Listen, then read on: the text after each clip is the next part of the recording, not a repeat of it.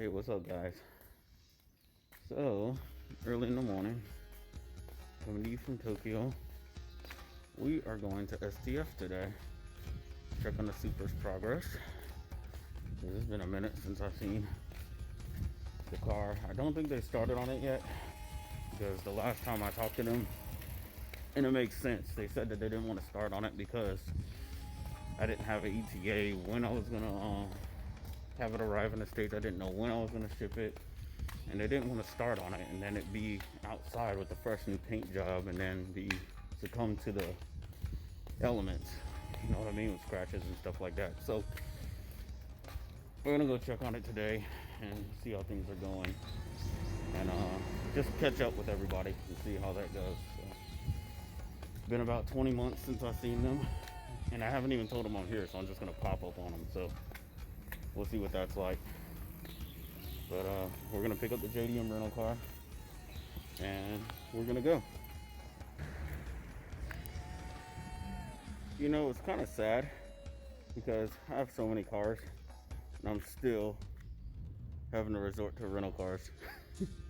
None of the cars I have are registered. The new project isn't here on the mainland, it's in Okinawa. The Supra hasn't been registered since 2015, and the R34 has never been registered. So still resorting to rental cars. I guess I need to just bite the bullet and register, but we'll talk about the Supra later and why that's a pain in the ass. So actually, before I go, we're gonna go to Family Mart. And we got a Evo 7 behind me, GSR. I feel like I've seen this car before. I feel like that car was for sale around the same time mine was. People who know me know that I used to have one of these, silver one back in the day, but I was messing around on my tuner on the expressway, racing my Supra and blew the engine like an idiot. Actually, a piece of the spark plug, I can't talk this morning, fell into the cylinder. So that's what was up with that, but nice little throwback. So we see Evos all the time. But we got a breakfast, and now we are going to step into the office and talk for a minute. I love how the mirrors pop out like that. So here in Japan, these are the I guess it's the security to make sure that you pay for your parking. To be the closest thing. So you can't drive over that. I mean, I guess you could if you had a Land Cruiser or something big enough with 35-inch tires. But we're gonna go over to that little machine right there, and we're gonna. Okay, I guess the car was mad I didn't get inside. So we're gonna go to that machine right there, and we're just gonna match the number in front of the parking spot, and we're gonna pay for it. Let's see how much it is. All right, so we are looked at 1,100 yen, not too bad. And there it goes. It is now down, so we are all golden, good to go.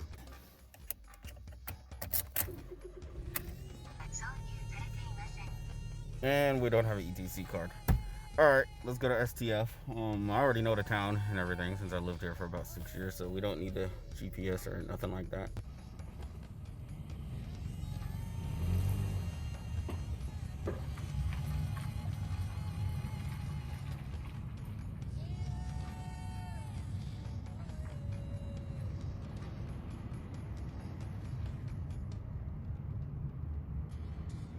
And there's trouble. Actually got pulled over here once before. I made an illegal right turn. You come to Japan, definitely get you one of these. And this is the running joke for all foreigners that come here. The Family Mart spicy chicken, it is amazing. It really is. It's never gotten old. I've been in and out of the country for 11 years, and every time I eat it, it's still just as good. Hello, Evo 4. It's just an Evo type of day. But yeah, guys, so going back to what I was talking about before as far as registration and stuff like that, it's just a pain. I don't have a cat on the Supra, obviously, and the transmission is swapped, so it's just a pain to do. And I don't drive it enough, you know, like I just Like, it'll be there at the house on the weekends and stuff like that, and then like paying that amount of money to register it and I barely drive thing, it's just not worth it to me. So I just go to the city hall and I get a temp tag when I want to take it to the track, or I just have it towed to the track, and that's just about it.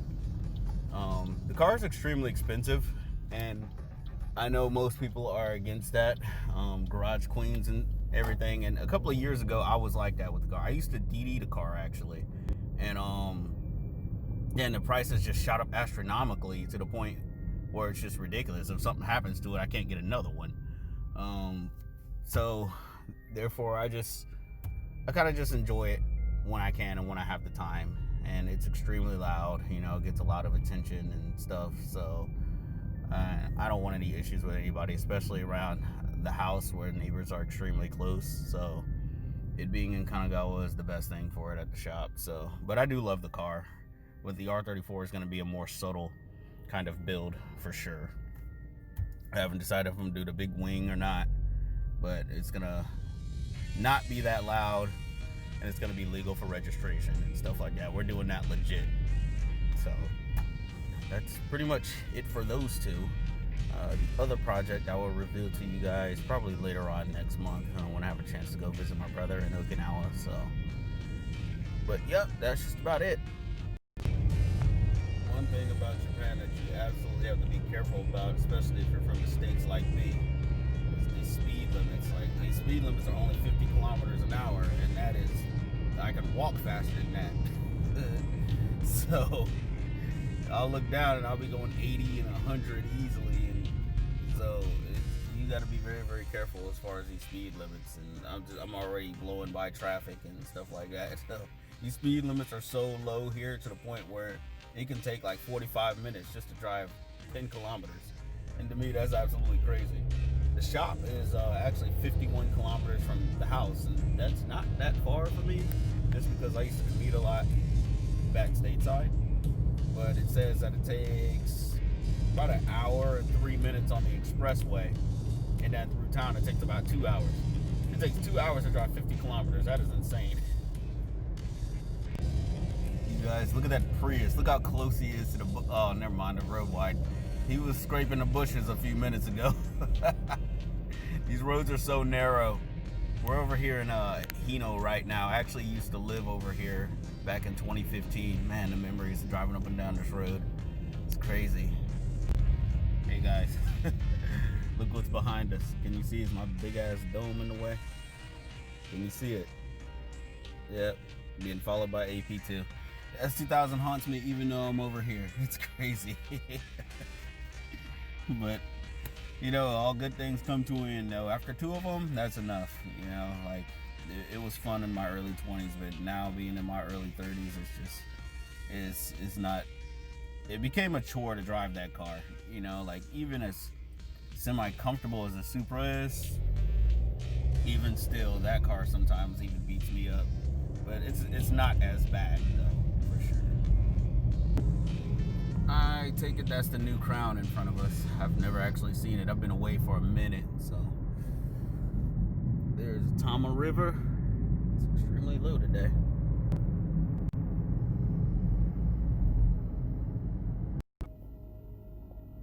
I love the new Crown Majesta. That thing is dope.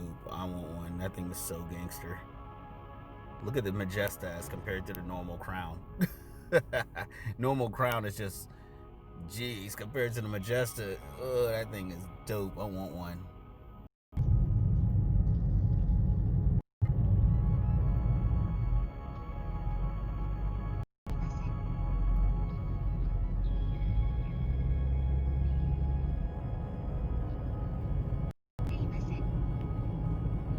Alright, so we're hopping on the expressway. I always do that. I go halfway through town and then halfway on the expressway. I guess I need to stop being cheap. Either that or buy myself a K. Looks like there's a cop up there. But it's all good.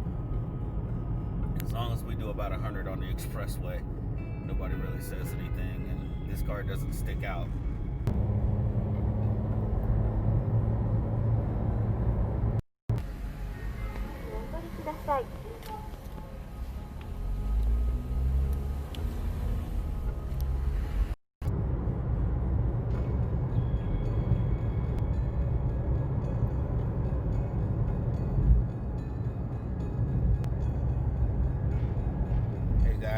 actually got a confession. So right here, in this very spot, a couple of years ago, I was driving the Evo, and I had one of those wind generator things or whatever you see on top of the Evo 9s, the Sonic the Hedgehog spikes.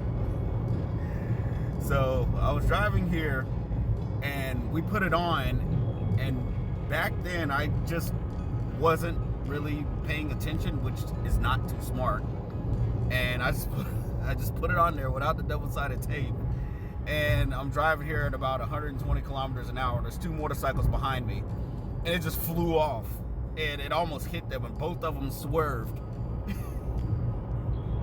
And it was awful. I felt so bad. So I slowed down and I waved to them, yeah, I'm sorry. And they're just like, it's okay. But I'm so glad that it didn't hit them, because that would have turned into a bad day. So, tell you what, this car is amazing. I've driven all the way from Haneda, all the way to the house, and now I'm driving all the way to Sagamihara, and this needle has not moved even an inch. It's amazing. I need to get one of these. See how much this is. It can't be more than Nissan yen. If it is, something wrong.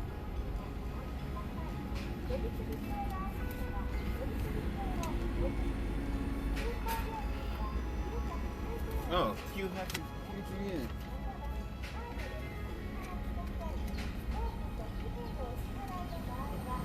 Sorry guys, that was an epic fail. My arms aren't long enough. I'm not Shaq. So that's pretty sweet.